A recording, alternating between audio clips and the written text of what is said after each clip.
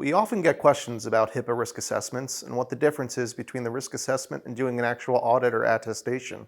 In this video, we'll walk you through what those differences are and things that you should keep in mind when going through either the risk assessment itself or working with someone on your audit.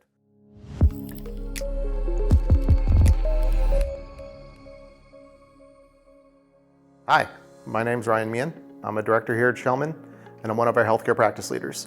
So when we're talking about HIPAA compliance, organizations are often trying to figure out where to start. And so we go straight to the regulation and the guidance, right? So HIPAA breaks down the areas of testing into physical, administrative, and technical safeguards.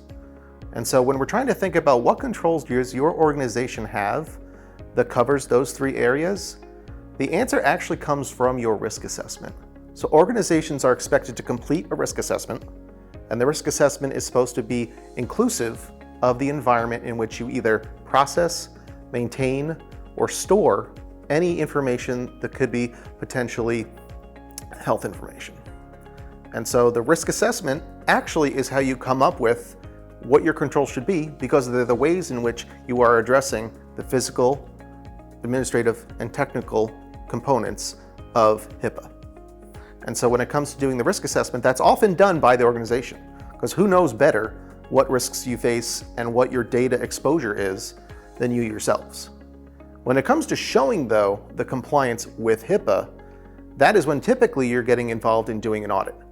Just you telling somebody that you're HIPAA compliant isn't necessarily going to be something that they accept. So when you bring in a third-party auditor and they're going to say, hey, we're going to take the HIPAA regulation, we're going to take those three areas of testing, physical, administrative, and technical, and then we're going to try to test the controls that you have that cover those areas. When would you possibly have gaps? Well, if your risk assessment is not comprehensive enough. So that's why it's important to make sure that the risk assessment is done correctly. And there's a lot of tools out there, even ones provided by the Office for Civil Rights, that can help you with that risk assessment, as well as guidance that's posted that can help you do that.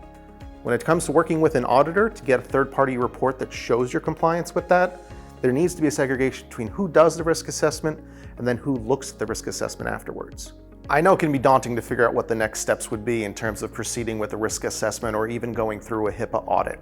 But my suggestion would be to first go out to the OCR website and find their SRA tool. It's actually a free risk assessment tool that helps guide you through some of those things that you should be thinking about. And when you get through that risk assessment, if you have questions about how to proceed and even how to go out and get a report that you can provide to your organizations that you're doing business with, that's when I'd encourage you to reach out to us, fill out the form online, and we'd love to have a conversation, talk to you more about your HIPAA attestation efforts.